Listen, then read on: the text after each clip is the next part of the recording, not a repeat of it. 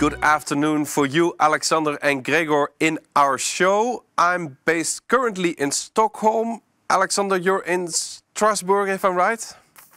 I was in Strasbourg last week. Right now I'm in Cannes, but still in France. Still in France. How's the weather at your place? Beautiful. Beautiful. And Gregor, you just told me just before we go live that you are experiencing another storm in Slovenia, right? Yes, the southern part of Alps is hammered by storms for the past month.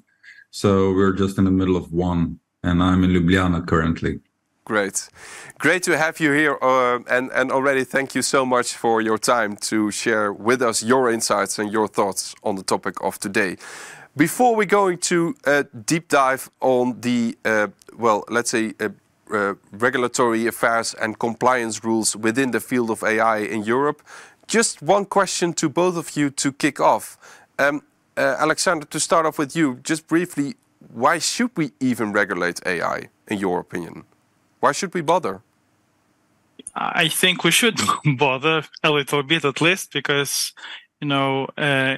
artificial intelligence is really a technology we see almost everywhere nowadays. You could compare it to electricity of the past, but it's more influential, and it's not, it's not always neutral in terms of how it affects society.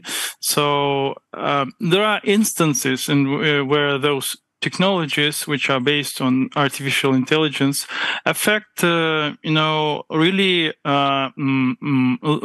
decisions which affect the lives of people.